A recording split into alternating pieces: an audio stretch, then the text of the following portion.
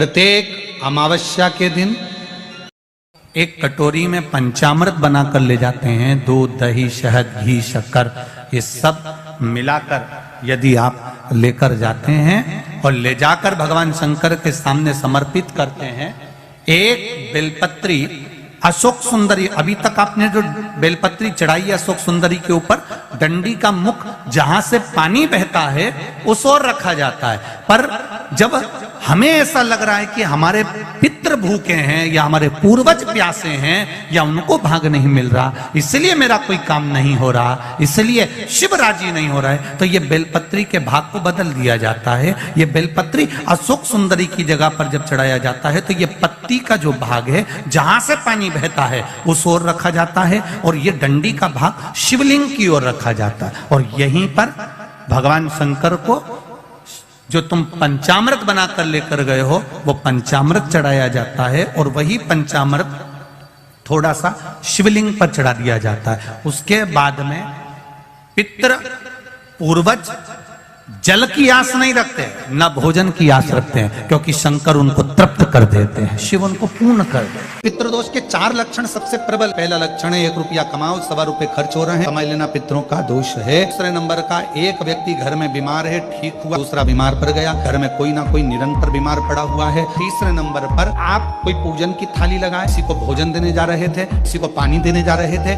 और आपकी ट्रे में से, आपके हाथ से अगर कोई भरा हुआ पात्र, कोई सामग्री गिर गई, पूजन की थाली तुम्हारे हाथ में है और पूजन की थाली में से मालूम पड़े कोई सामान गिर गया नीचे, समझ लो कि पितृ का दोष है। चौथे नंबर पर दोष का वर्णन किया गया, घर में जितने सदस्य रह रहे हैं अगर वो किसी न किसी रूप में एक दूसरे पर चिढ़कर बोल रहे हैं, क्रोध कर बोल रहे हैं, समझ लेना कि कहीं ना कहीं पितरों का दोष। तो लगता है स्वप्न में कोई मुर्दे दिख रहे हैं या कोई जल रहा है या कोई मर रहा है या कोई चला गया है, ऐसा भय लगता है। बच्चों को मानी भेजूंगी ऐसा हो जाएगा, पति को मानी भेजूंगी ऐसा हो जाएगा, कोई हमारे कोई गलत तो नहीं कर रहा है, आपको लगता है। के दिन 7 स्थान शिवलिंग के बताए हैं जहां पर भूल से भी अगर कोई चंदन की उंगलियां लगा देता है।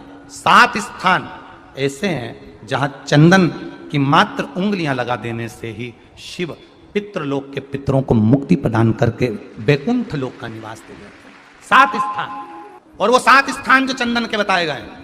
पहला, भगवान देवादिदेव महादेव के शिवलिंग पर चंदन का लेपन, समझ लेना जरा बहुत अच्छे से। 7 स्थान चंदन के बताए महाराज। पहला शिवलिंग।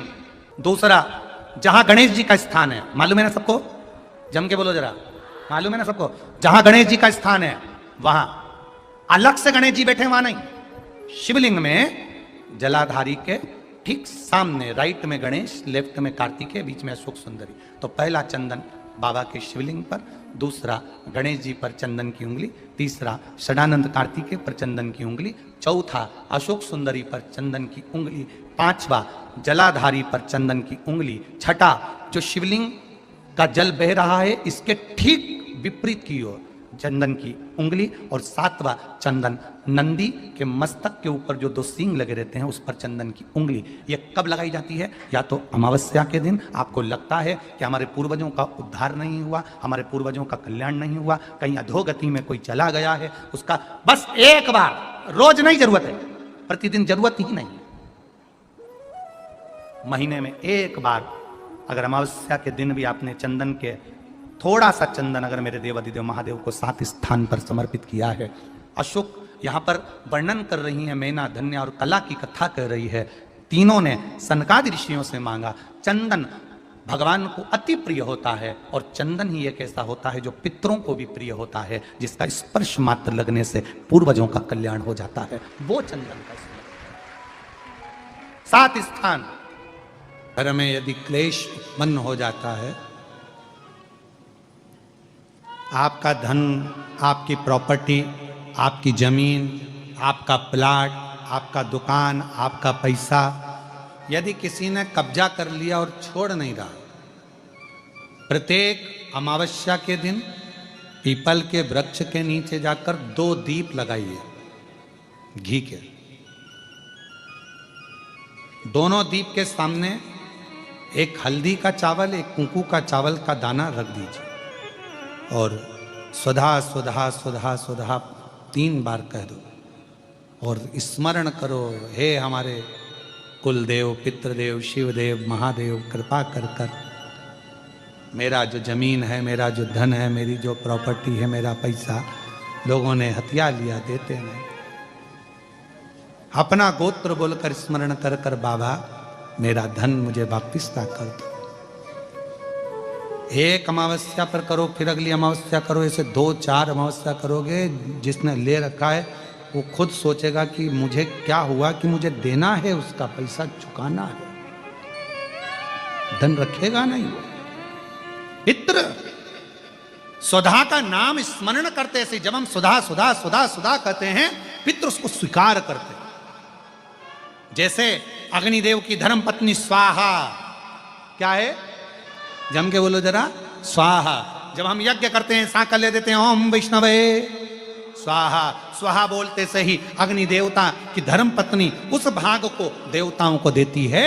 उसी तरह तर्पण, तिलांजलि, पिंड, तर्पण आदि जितने भी हम पितरों के लिए कर्म करते हैं, उसमें हम स्वधा स्वधा बोलते हैं। जब स्वधा बोलते हैं तो वो स्वधा पितरों को भाग देती है और पितरों से कहती हैं, ये मेरा बेटा दुखी है, इसको ये तकलीफ है, इसको ये कष्ट है, तुम इसका ये कष्ट पितृदेव मिटा दीजिए, महादेव की आज्ञा है, इसको सही कर दीजिए। करते श्रेष्ठ करते। ओम जयंती मंगलाकाली भद्रकाली कपालिनी दुर्गा क्षमा शिवा स्वाहा स्वधा नमोस्तुते। ओम जयंती मंगलाकाली भद्रकाली।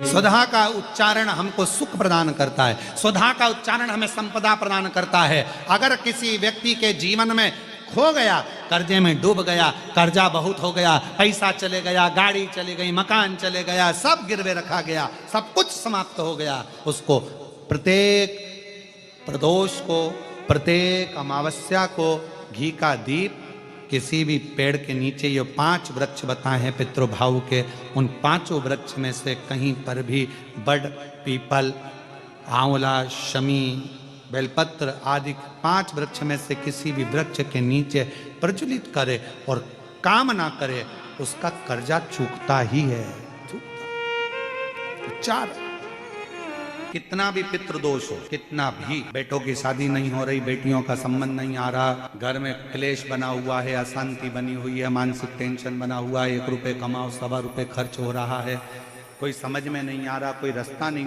सूझ रहा, एक चावल का आखा दाना लेकर परिंदे के पास, परिंदा जानते हो सब लोग, हंडा, मटका, पानी भरने का मटका, हंडा, घड़ा, गगरा, जो घर के रसोई घर में जो पानी का स्थान होता है, एक चावल का दाना रसोई घर में रखकर उस चावल के दाने को साथ में लेकर और 1 लोटा जल हंडे का, मटके का, परिंदे का, घड़े का भरकर जाइए और वो परिंदे का पास का चावल का दाना और 1 लोटा जल, पहले चावल का दाना शिव जी के शिवलिंग पर समर्पित करो, फिर 1 लोटा जल, जहां जलाधारी होती है, जलाधारी इधर की है तो आप इधर खड़े हो, जलाधारी उत्तर की है तो आप यहाँ दक्षिण की ओर खड़े होकर शिव जी पर जल चढ़ाना प्रारंभ करें। यहाँ जल बह रहा है शिवलिंग का तो आप इधर खड़े होकर जब जल चढ़ाओगे, चावल का दाना रखकर, कैसा भी पितृदोष हो वो सारा पितृदोष समाप्त होता है। बेलपत्री के वृक्ष के नीचे बैठकर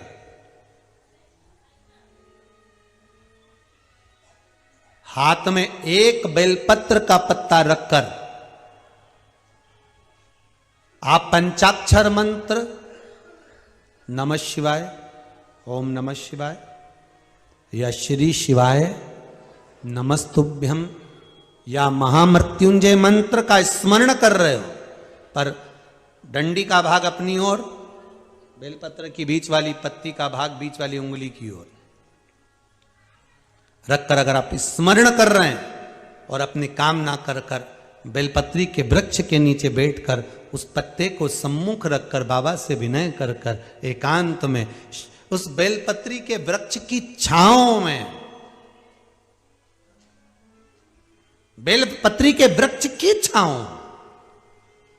आप काम ना कर कर उस पत्ते को शंकर भगवान के ऊपर समर्पित कर रहे हैं, तो ये जान कर रखें कि पार्वती और शिव का मिलन करवा रहे हैं और अपनी मनवांछित फल कामना पूर्ण करवा रहे हैं। क्योंकि शिव और पार्वती का जब मिलन होता है, शंकर पार्वती जब एक दूसरे के सम्मुख में होते हैं, शिव और पार्वती जब एक दूसरे के सामने अपने बच्चों के कारण एक दूसरे के सम्मुख में आते हैं, तो उनके चेहरे पर प्रसन्नता का भाव आ जाता है। फल, मनवांचित फल की कामना, आप जिस कामना के लिए कर रहे हो, विवाह के लिए, नौकरी के लिए, सर्विस के लिए, व्यापार के लिए, रोग मुक्ति के लिए, आप जिस कामना से कर रहे हो, बस उससे कहा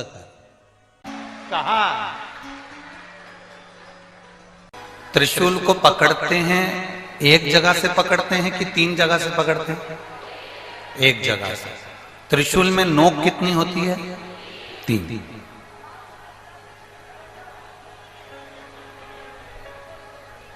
अब बाकी के जितने शस्त्र हैं, सुदर्शन, शंख, चक्र, गदा, भाला, धनुष, बाण, तीर, ये जितने जितने शस्त्र, तलवार, बर्छी, कटार, कुंदुक, जितने जितने आप शस्त्र देखेंगे, इन शस्त्रों में देखेंगे कि ये एक शस्त्र केवल एक पर प्रयोग किया जा सकता है। पर शिव महापुराण की कथा कहती है केवल एक त्रिशूल ऐसा होता है जिस त्रिशूल को एक जगह से पकड़ा जाता है और 3 पर उसका प्रहार कर दिया जाता है। उसी तरह शंकर का हम केवल एक अकेला नाम लेते हैं। आपने शिव का नाम लिया, आपने शंकर का भजन किया, और शंकर भगवान ने तुम्हारे नाना पक्ष में, तुम्हारे दादा पक्ष में और तुम्हारे कुल में ना जाने कितनों को तीनों पक्ष में तार दिया है। वो शिव तत्व है, वो शंकर है, वो घड़ी है। बोल बम का नारा है, बाबा उसने तार दिया, उसने साथ। गर्ग संहिता कहती है और कूर्म पुराण कहती है, तुम्हारे घर में अगर सत्यनारायण जी की कथा हो रही है, तुम्हारे घर में शंकर जी का अभिषेक हो रहा है, तुम्हारे घर में पार्थिव शिवलिंग का निर्माण हो रहा है, तुम्हारे घर में अगर तुम कोई व्रत रख रही हो, तुम्हारे घर में कोई उपास कर रही हो, तुम्हारे घर में कोई उद्यापन हो रहा है, तुम्हारे घर में कोई अच्छा कार्य हो रहा है, तो ये करवाने वाला कोई दूसरा नहीं होता, इसको करवाने वाले तुम्हारे घर के पितृ होते हैं, जो ऊपर बैठकर तुम्हारे घर में अच्छा कार्य कर रहे हैं।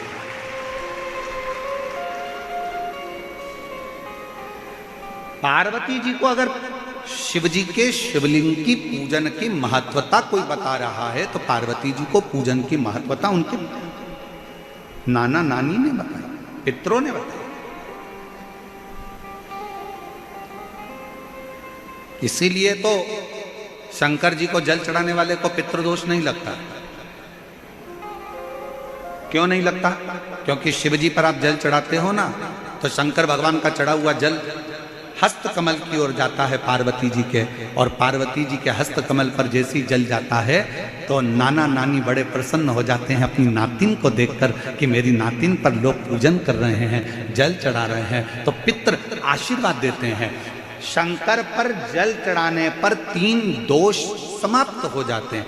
पहले नंबर का वास्तु दोष, दूसरे नंबर का पितृ दोष और तीसरे नंबर का काल सर्प दोष। ये 3 दोष शिव पर जल चढ़ाने से समाप्त हो गए। पितृ प्रसन्न होते हैं, पूर्वज आनंदित होते हैं। हमारे घर की बेटी आज शिव की आराधना कर रही है, हमारे घर की बेटियां हमारे शंकर की आराधना कर रहे हैं, शंकर की स्तुति कर रहे हैं।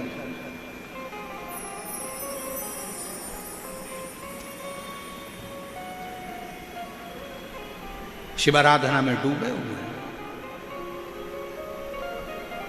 कितना भी पितृदोष हो, कितना भी, बेटों की शादी नहीं हो रही, बेटियों का संबंध नहीं आ रहा, घर में क्लेश बना हुआ है, अशांति बनी हुई है, मानसिक टेंशन बना हुआ है, 1 रुपये कमाओ 1.25 रुपये खर्च हो रहा है, कोई समझ में नहीं आ रहा, कोई रास्ता नहीं सूझ रहा, एक चावल का आखा दाना लेकर परिंदे के पास, परिंदा जानते हो सब लोग, हंडा मटका, पानी भरने का मटका, हंडा, घड़ा, गगरा, जो घर के रसोई घर में जो पानी का स्थान होता है, एक चावल का दाना रसोई घर में रखकर उस चावल के दाने को साथ में लेकर और एक लोटा जल हंडे का, मटके का, परिंडे का, घड़े का भरकर जाइए और वो परिंडे का पास का चावल का दाना और एक लोटा जल, पहले चावल का दाना शिव जी के शिवलिंग पर समर्पित करो, फिर एक लोटा जल जहां जलाधारी होती है, जलाधारी इधर की है तो आप इधर खड़े हो, जलाधारी उत्तर की है तो आप यहां दक्षिण की ओर खड़े होकर शिव जी पर जल चढ़ाना प्रारंभ करें। यहां जल बह रहा है शिवलिंग का, तो आप इधर खड़े होकर जब जल चढ़ाओगे, चावल का दाना रखकर, कैसा भी पितृदोष हो वो सारा पितृदोष समाप्त होता ही है और घर में शुभ कार्य होता है। पितरों की शांति का मूल क्रम है शंकर की स्तुति।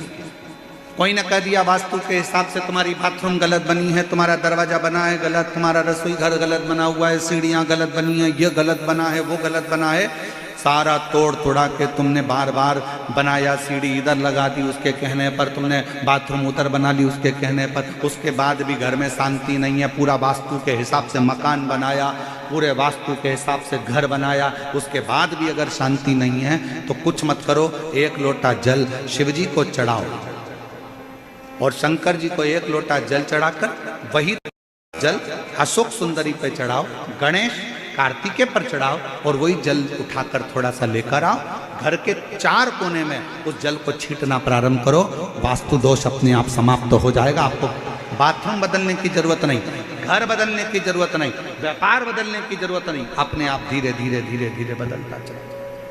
पर विश्वास, मानो तो गंगा मां और ना मानो तो बहता पानी। आप मानोगे तो गंगा जी है, ना मानो तो बहता पानी, आपके ऊपर निर्भर करता।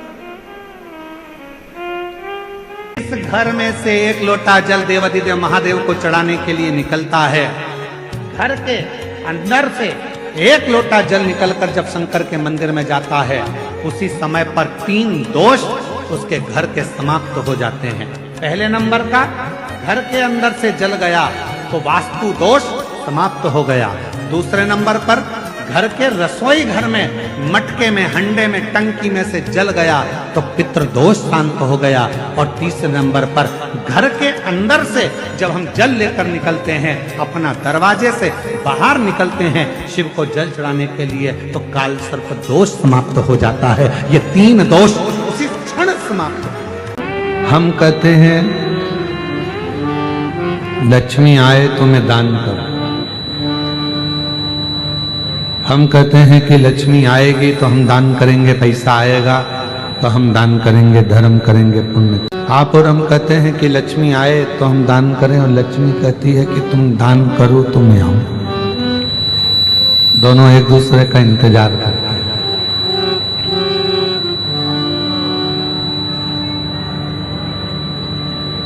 आप लक्ष्मी का इंतजार कर रहे हो कि वो आएगी तब मैं दान करूंगा, लक्ष्मी इंतजार कर रही है कि तू दान करना प्रारंभ कर तो मैं आना प्रारंभ करूं। दोनों इंतजार कर रहे हैं। अब जैसे लक्ष्मी कहती है कि तू दान कर और आप कहते हो कि आए तो दान करूं, उसी तरह शिव महापुराण भी कथा कहती है। लोग कहते हैं कि हम बहुत तकलीफ में हैं, बहुत दुख में हैं, बहुत कष्ट में हैं, बहुत प्रॉब्लम में हैं, तो भगवान शिव भी कहते हैं कि तुम एक बार मेरी शिव महापुराण की कथा तक पहुंच जा, फिर मैं तेरा दुख मिटाना प्रारंभ कर दूंगा।